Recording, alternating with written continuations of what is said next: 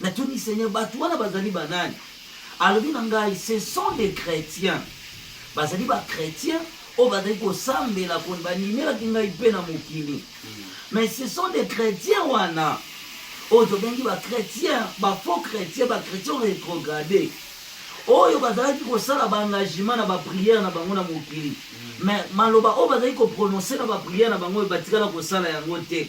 Batu wana bazali ko sala ba ve na ba prière. Tant bazali ko samba bande ko sala ba déclaration musu na ba prière na bango, ko sala ba engagement, ba déclaration de parole na kati ba losambo na bango, batikala ko réaliser yango te.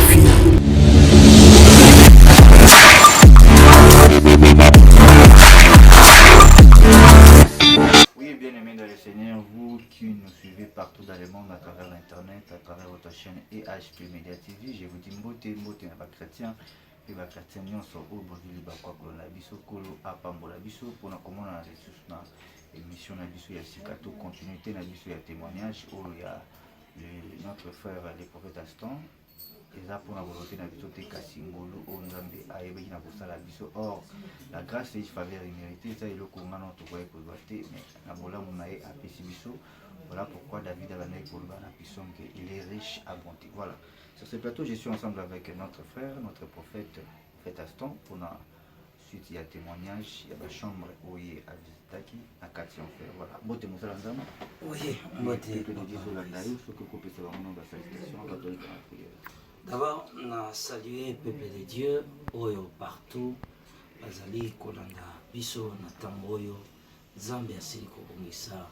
Mbote mingi na mabota na bino kimia pengolo ya nzambe ezala na bino soto na tango oyo ya pandémie oyo kosila nango eza entre les guillemets ekozwa temps ekosila penza noki te kasi bakretien bazali persécuté dans le monde bazangi baeglise ya kosambela baeglise ezali ferme bazali na bandako nzambe ayeba koassiste bino na temps difficile oyo ozali kopase. Voilà, Bible lobby avant toute chose, surtout dédié en haut, dans maboko ya Nzambe Christ Alpha. Voilà, si on peut prier, tout banda témoignage. Je bénis le Seigneur notre Père qui est aux cieux, dont le règne se manifeste sur la terre. Ton amour est si profond, Seigneur, et nous t'aimons parce que tu nous as tellement aimés. Tu nous as fait tellement du bien. Voilà pourquoi nous te disons merci Jésus. Seigneur, en ce moment précieux, que nous voulons parler quelque chose venant de toi, nous voulons être guidés par ton esprit. Il y a un peuple que tu as déjà préparé, un peuple qui doit être éclairé pour la venue du Fils de Dieu. Ces peuples-là ont besoin de la parole qui le sanctifie. Et Seigneur Dieu, nous savons que le dernier évangile qui sera prêché dans ces temps, c'est la sainteté totale. Cette sainteté nous amènera de l'intérieur à l'extérieur, afin que l'Église se prépare à la rencontre de l'époux. Seigneur Dieu, en ce moment que nous voulons exprimer ces paroles, que le Saint-Esprit guide chaque parole, chaque mot qui sera prononcé par nos faibles lèvres, au nom de Jésus-Christ. Amen. Amen. Merci alors votre attention. Mon premier lobby, c'est poussé par l'Esprit de Dieu que les hommes de Dieu parlent de la parole du Seigneur. Alors, votre attention. Merci beaucoup. Merci beaucoup, peuple de Dieu. D'abord, nalingai kopesa bandeko na biso nyonso obazali kolanda biso partout. Ndenge tozali toujours insister. Dans un temps moko très difficile, oyo mokili ezali ko traverser épreuve moko ya makasi. Kasi nazali toujours ko continuer ko lendisa peuple de Dieu na citation oyo ya épreuve ya pandémie oyo était lingoma na nzambe sengeli ko milingela na balosambo ko se préparer na ba prière pour être rencontre na époux ezali koya Yesu azali koya to milingela pour tozala prêt. Merci beaucoup et je pense que les lots tozali ko sala continuité na biso. Action. Voilà, comme je disais, vraiment il faut kokoba toujours dans le sambo kotika la plus la présence ya nzambe bien-aimé tozali n'attend de la fin et n'attend tozali la vraie évangile où ezali ko préparer ba âme na biso, ce sera l'évangile de la sainteté oyo ezali ko senga batu to se dépouiller complètement vers le Seigneur parce que vierge sage ye azali déjà kozwa mafuta na ye longwa na kati ya pongi longwa na kati ya molili. Merci beaucoup. Lelo tozali continuer par rapport à l'année papa Outilo Bisanga et pas Itosukaki. Je pense que tozalaki kolobe la chambre il y a ba condamné il y a bato bazali ko pesa ba promesse non réalisée to kwa signer ba engagement na mokilo ba bande ko accomplir. Alors nalobaka na biso na débit était en faire ezali na ba chambre, c'est-à-dire dans ba prison.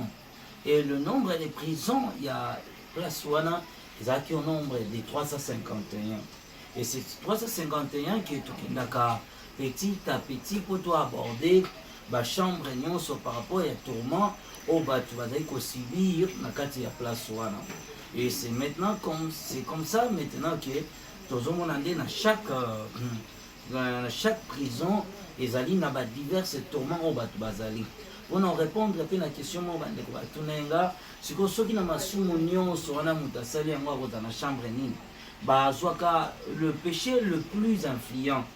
Le péché le plus influent nde yango elakisaka chambre oyo mutu bakotia ye to prison oyo akeko servir tourment na ye.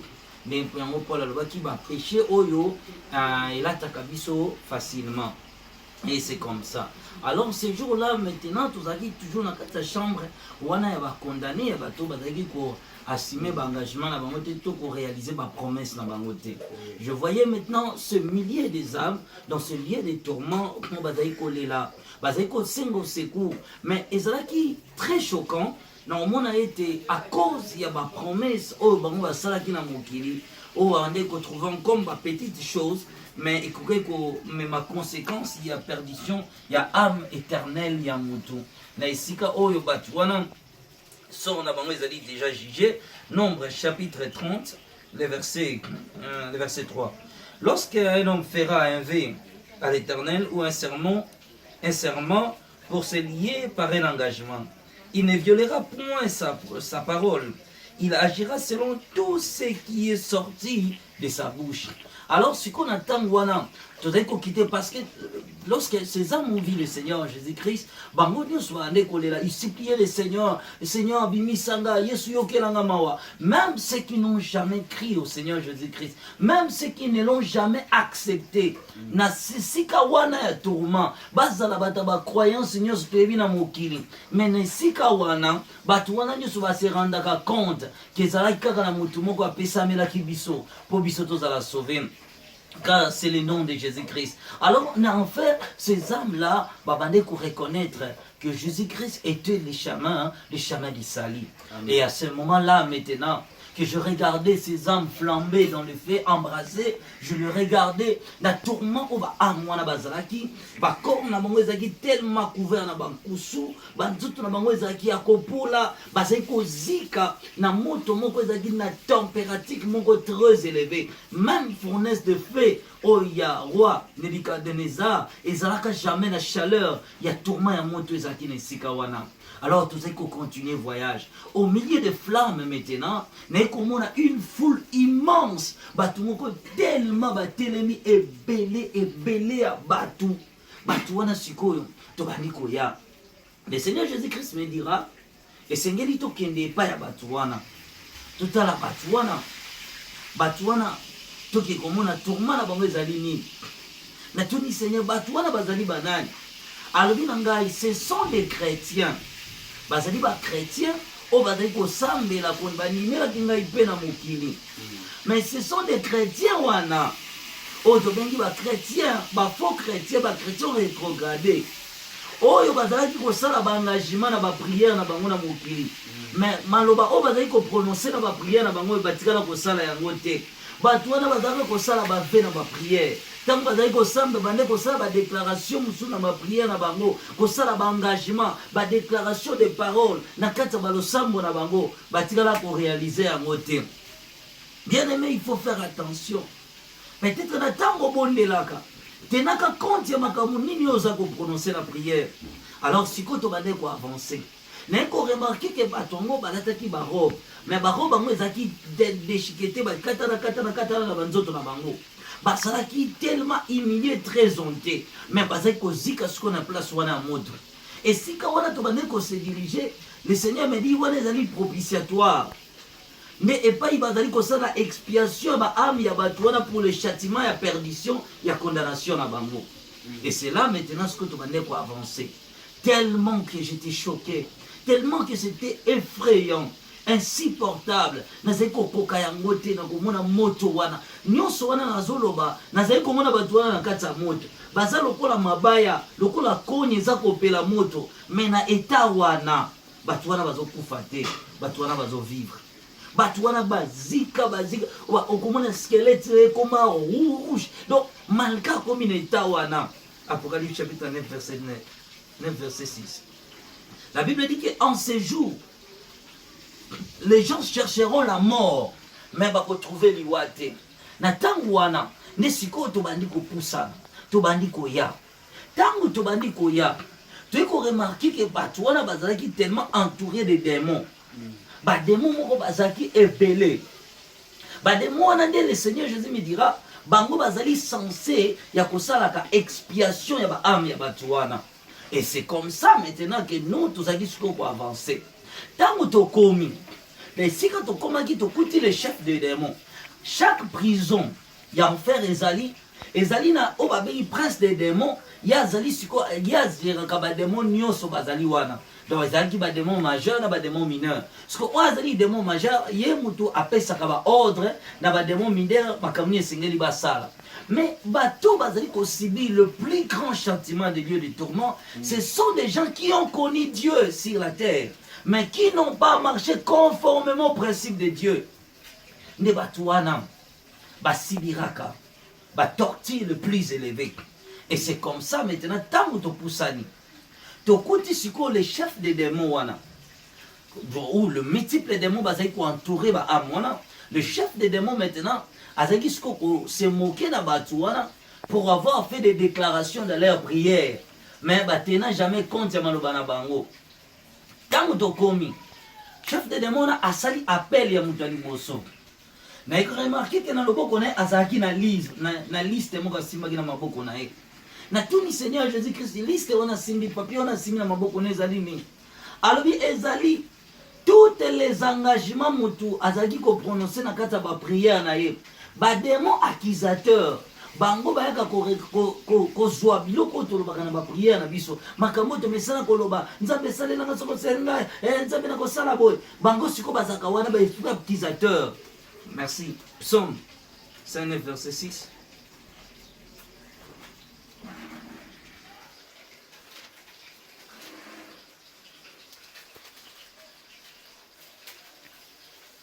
Voilà, la Bible dit ceci. Placez-les sous l'autorité des méchants. Qu'un accusateur se tienne à sa droite. Quand on les jugera, qu'ils soient déclarés coupables et que sa prière passe pour un péché. Et c'est à ce moment-là maintenant que le prince des démons azali ba démon accusateur wana le Seigneur me dit bango ba yaka tangu biso to sambelaka nzambe nanga sadelanga soko selinga na ko salabo bango ba yaka soko ko ba accusation ba déclaration ba engagement ba fait to sala kana ba prière bango ba sa ko komango. Alors ce que tant de comme le Seigneur m'expliquait mais directement on voyait aussi le spectacle. Nena tant wana le prince des démons a koyebisa soko na mutu wana abengi mwa mutu wana se yaka Moutouana poussani, abandé koloba school, abandé koloba, nasali le côté, je n'ai rien fait, abandé koniye siko makamnyos. Le prince des démons a lobine eboy. Tozali ko sala expiation à amnayo pour la rémission de ton châtiment. Or, nous savons que Christ a fait l'expiation de nos âmes, l'expiation de son corps pour que biso batamonkito trouvé nzela lobiko, enfin que masumu na biso elimbisama à travers du sacrifice et fils de Dieu. Mais kuna bazali ko sala expiation ya châtiment ya batu wana pour na tourment na bango ezala encore plus sévère. Abisi bongo vous avez connu Dieu. Boyeba ki nzambe na mokili. Mais tala ndenge botambola ki. Tango abengi alobi na ye yo tozali kosala expiation ya âme na yo mpona badéclaration ozali kosala na prière dans ali na bapreuve ya makambo nyonso oyo ozalaka koloba Mutonsko bandiko wangana te, ngana ebilo côté, te ngana ebilo côté. Par là, je sais qu'un jour, ceux qui nous emmerdent, sont encore souffle, tant que aussi sans faire, qui n'a paradis. Je pense troisième témoignage, je vous ai tant que le la gango, même dans Bané, Koyaga Kuna, c'est le tribunal de la prière, où le Seigneur me parlait maintenant de des esprits qui nous accompagnent au moment de la prière. Quand nous prions, il y a l'ange de Dieu, il y a aussi un démon. Le diable est là pour prendre des accusations. Mais là, je reviens en enfer. Mais là, maintenant, c'était directement que Moutouana et Zalaki Suko tournent. Alors, des mois qu'ils atterrent, le chef des démons, Abani Koloba, Abiete, Nazana ba prévia makambo banda Koloba tango za ko sambela. Abani ko tangire mabe wana mutana bandi ko wanga. Siko tango abani ko tanga na liste ya mabe ya mutu wana ya ba veo ya salaka na prière. Tango abani ko tanga. Atangi première chose. Alobi ete na kati awa na moni ete yo ezalaka mukolo moko banda ko sambela. Na prière na yo olobaka boye. Osalisaka jeune fille moko avortement. Ozwaka décision lobi na vie na yo. Obanda ko bondela apesi jour na date na heure. Alors ozalaka ko bondela ozaki na position ko fukama. Tozalaka présent tango lobi na nzambe. Ete mabo na sali na za chrétien. Mais na ko bandela ngo lisulte. Na silisi kolongo lisa moi sizeli. Na ko salaka su acte. Nzambe limbi sangai. Maloba oyo lobaki oyo. Après des années, oyaki lisuko sala kaka les mêmes actes. Leto bombela kwa mabena o. Siko engagement yo lobaka na nzambe ete na kolongwa lisu zemite obandeli ya mutu na bibi. Alors na moni bakangaki ye ba demo ba reteni ye na makolo mutu na bandi kolela alinga na sambela ke pa ya nzambe. Alobi bite ke maloba na bino lobiete bokoyi ko zwa ba fiko ko sala ba ve sacré ba engagement sacré pour na suko réaliser yango te. Biso to ko profiter ko torturer yo. Pour être liloba ya nzambe na bino lobi na maloba no ko za justifier pe na maloba no ko za la condamner. Matthieu chapitre 12 verset 34. Aïpe na maloba no ko za la condamner. Et c'est comme ça maintenant ba démon na bakangi na makolo. Siko pembeni wana liboso ezaki na ba table. Ezaki ba table moko asie ba mesa mabende. Mabende nango ezaki na banzube. Ba retenaki na makolo na ye ba kine na table wana. Babani ko pasola squelette na ye babani ko kata muku na ye wala babani ko pasola ye. Je regardais son tourment, je pleurais. C'était insupportable de voir baveo ya saraki na prière na ye. Et à ce moment-là aussi, le Seigneur Jésus-Christ a collé là. Après, il y a la personne suivante, c'était maintenant une femme. Quand on commis dans tout à moi si wana, de moi qui étaient wana chef de démon, abandi ko laksa moi si wana ba ve oye asalaka na prière. Moi si wana na prière asalaka veni. Mon bezaki na 1974. Moi si wana bande ko bondela. Alobi na nzambe, alobi nzambe. Sunga mobali na ngazo musala. Soki opesi nzambe mobali na ngazo musala, nazwi engagement ya oke kokombola l'église. Nakobanda koke kobongisela l'église, alelaka na prière. Ndesiko démon accusateur a rappelé makambo wana lobaka na prière. Mais démon accusateur a rappelé alobi okenda kobongisaka l'église mbala mibale. Oh yo lobaka ke okobanda kokende kobongisa église. Donc elakisi ke vina yo mobimba engagement yo sali kaka yo yo kobanda kosala. Alors moi je suis un peu bazwaki mais quoi squelettique ne parce que directement on peut reconnaître moi si to mobali kaka na nzela ya nini ya mungongo na ye kolela nendo koyeba ke wazali moi si kolela nendo koyeba ke waza mobali. Et c'est comme ça que la pauvre femme a qui torturé Nesika wana. Je me demandais, je dis Seigneur, mais que devons-nous faire lorsque nous prions? Que devons-nous faire lorsque nous prions? Le Seigneur me dit ceci. Ne faites pas de vaines déclarations. Yamakambo yo ozali capable de réaliser en côté. Soki ozali kosenga bolimbisi. Kolobaka te na prière no ya pardon. Nzambe limbisa ngai makambo na sali na kosala ngongo lisusu te. Maloba oyo ko prononcer yango kozala engagement na yo. Siko soki o respecter yango te e kozala jugement ya âme na yo. Mukolo yo kokufa. Voilà. Matthieu chapitre 5, Matthieu chapitre 6, Verset 6. Mais quand il prie, entre dans ta chambre, ferme ta porte, et prie ton Père qui est dans les lieux secrets. Ton Père qui voit dans les secrets te les rendra. En priant, ne multiplie pas de vaines paroles, comme font les païens qui s'imaginent qu'à force de beaucoup parler, ils seront exaucés. Ne les ressemble pas, car votre Père sait de quoi vous avez besoin avant que vous le lui demandez. Amen.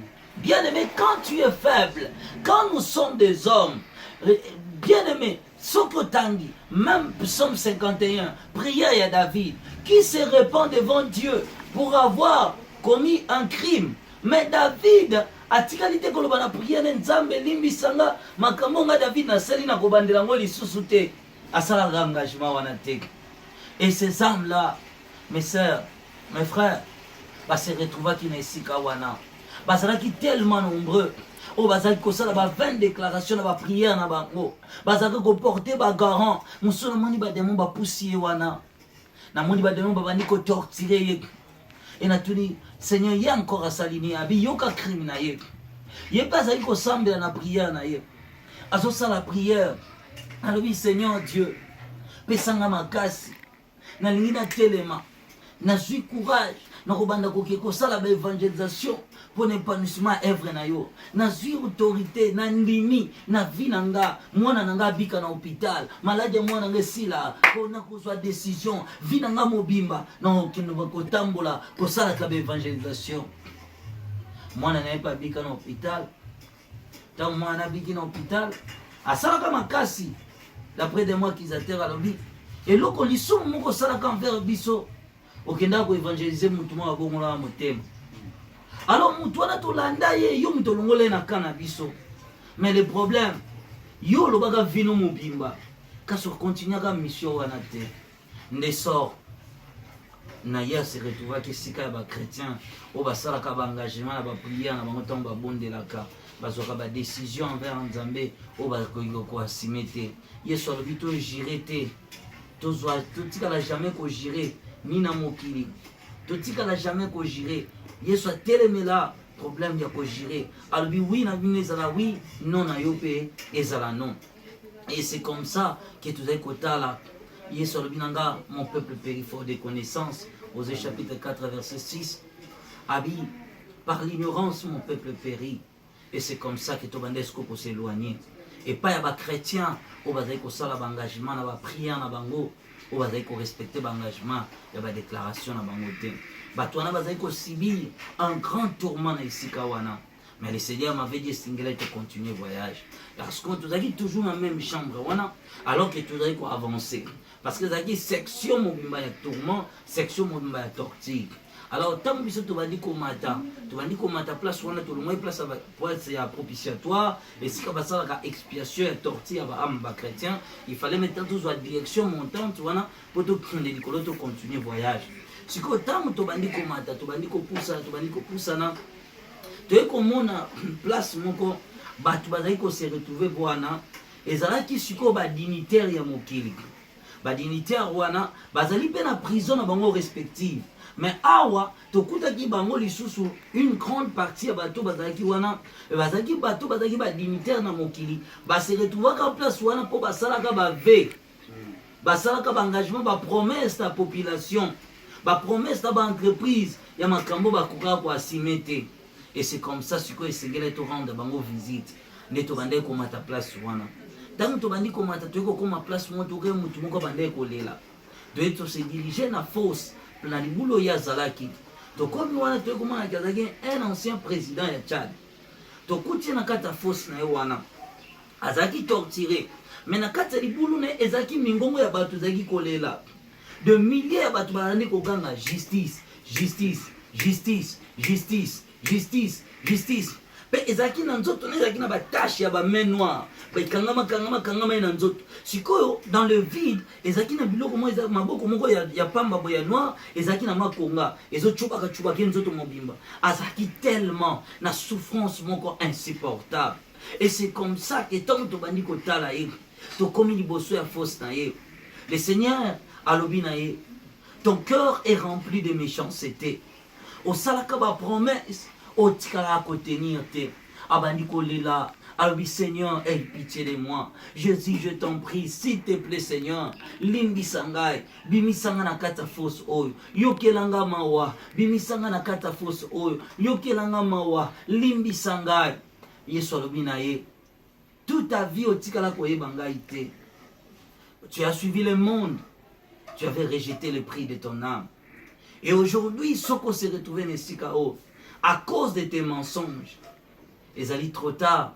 Le jugement est tombé. Alors qu'abandé ko supplier Yesu, abandé ko senga pardon, abi Seigneur, je suis prêt. Nazonga suna mokili, nakende ko tenir promesse na ngai, o nasalaka na population na ngai. O nasalaka na population na ngai, nazali prêt, yo kende ko assumer promesse na ngai. Nazali prêt, yo kende ko exécuter bilaka na ngai na salaki. Yesu abi sezali déjà trop tard. Alors que le roi biso zaki likolo, tozalaki kotala na kati ya libolo na ye. Na tuni Seigneur, nini oya salaki tanga zaki na mokili. Asalaka promesse pa ya population na ye kia akosala ba route, akotonga ba université, akotonga ba hôpitaux, akokocha emploi na mboka. O ba promesse nyonso asalaka etikala kaka échantillon maloba ya pamba. Atikala koteni ba promesse na ye te. Et c'est la raison que âme na ye lokola kosaki sa population, c'est la raison qu'il a se retrouvé dans Sikawana, il y a tourment. Et c'est comme ça maintenant qu'il a bandé supplier le Seigneur. Et tant que tu es dans les boulots et l'andi, tu es kokuta, mutu moko azalaka député. Mutama azalaka député, mutama kufa. Alors mutu wana kende ko se retrouver dans Sikana point nini.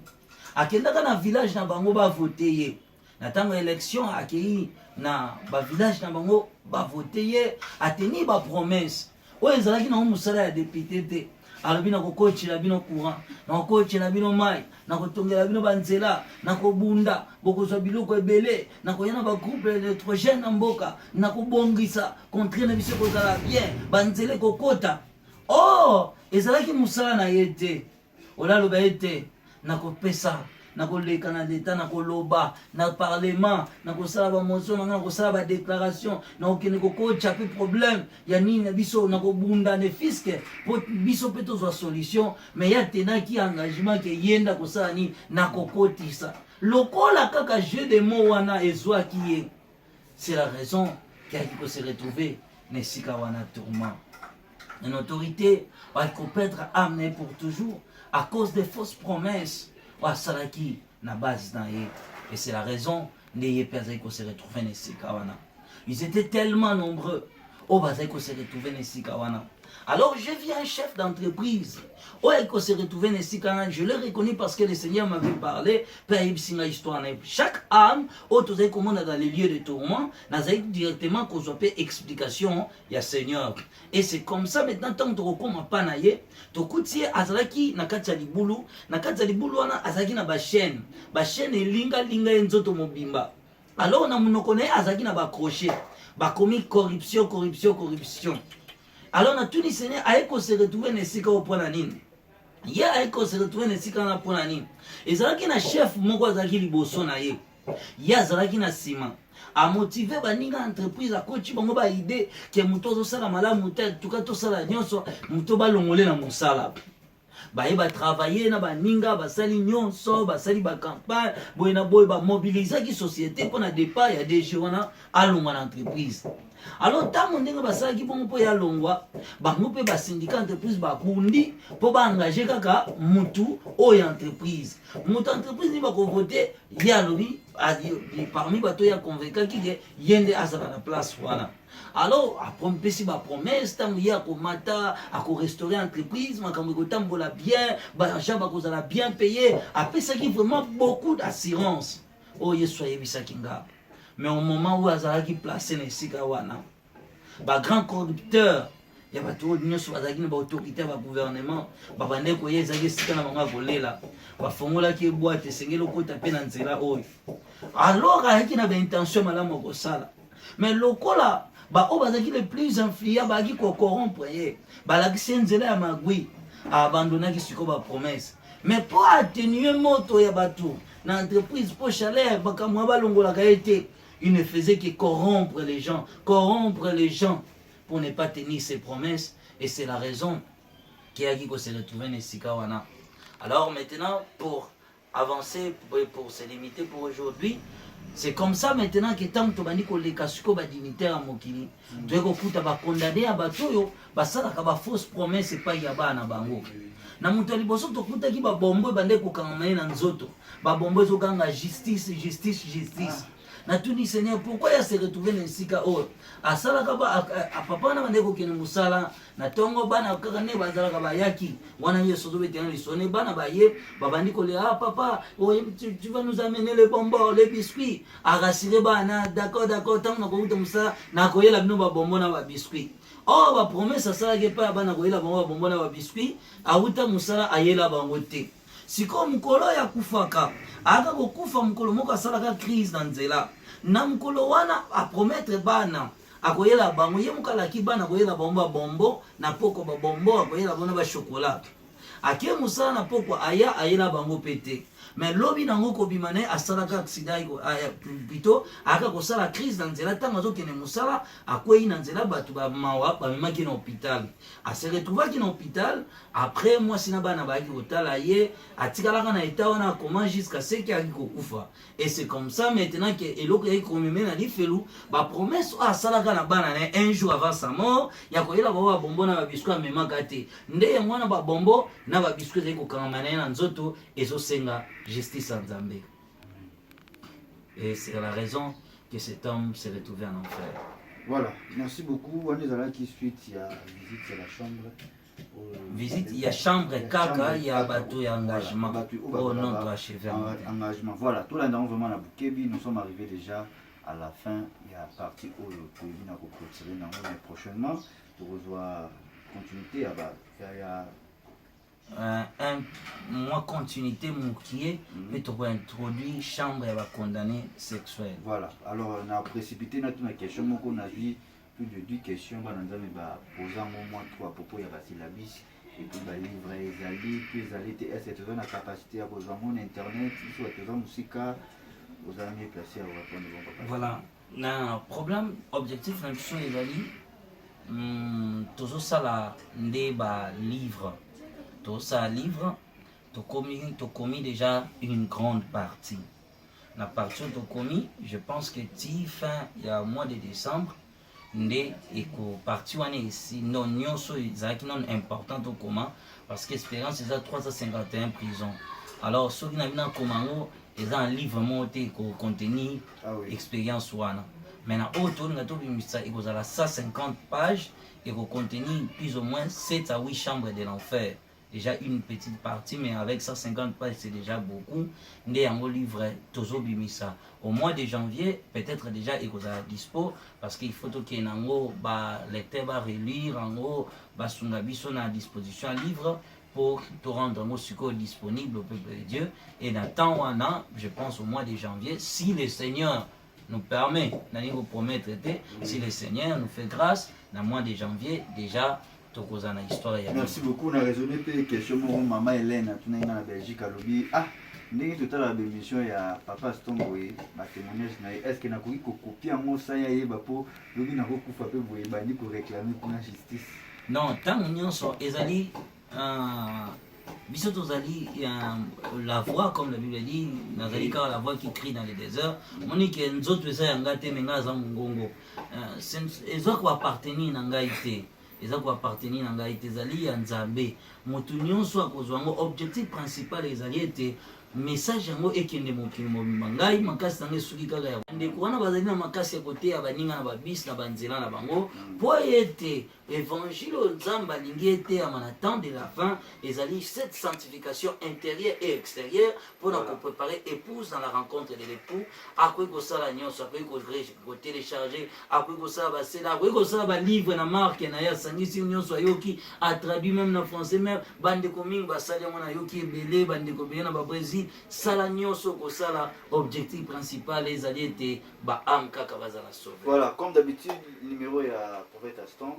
Voilà, numéro ezali plus 243 82 26 82 371 plus 243 82 26 82 371. Ah, tozali na Kinshasa, église na ezali na matete mpona bandeko balandaka biso na Congo, église ezali na matete na quartier Kintimbu mpona ba oyo balandaka biso, mais mpona bandeko mpe batunenga bandeko biso ya esprit oyo babengaka biso balobi na ngai ete par rapport ya baculte oyo alingi kolanda plus baculte to batémoignage en français ezalaka plus na Adam Ministry, wana ezali kaka chaîne ya église wana nde tolekisaka baculte mpe batémoignage.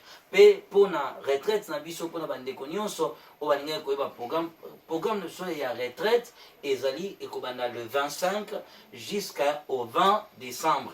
Tozali na retraite ya 25 jours. Retraite wana ezali ndenge omoni nga boye naosala nanga émission olandaka na église nazoteya na nga, mais tozali programme ya jeune oyo tozali kose concentrer pendant du 25 au 20 décembre. Voilà programme oyo alingi plus de détails okobenga mpe lolenge nini ya bamodalité tokotambola ya baprière. Chaque lundi ezali bajour oyo na ondozwa plus barequête otindi barequête na yo mpe nga na kopesa modalité ndenge nini oyo banda kosambela nzambe akomola. Voilà, nous sommes arrivés à la fin, tu peux continuer à prier.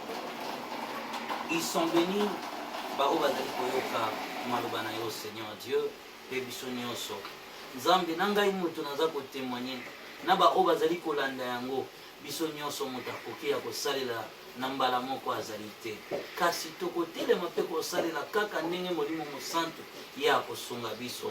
Bible elobi ete Pierre alobi na yo abima aloba oyo Seigneur Dieu soki ezali boye moto akozala sauve akozala te, yo olobaki na yo ezali impossible na bato ezali possible na nzambe. Makambo eleki biso makasi nzambe, biso moko na basali na yo tozali kokomprendre te nzela nini tokokende Seigneur, mais sel molimo mosantu akamba biso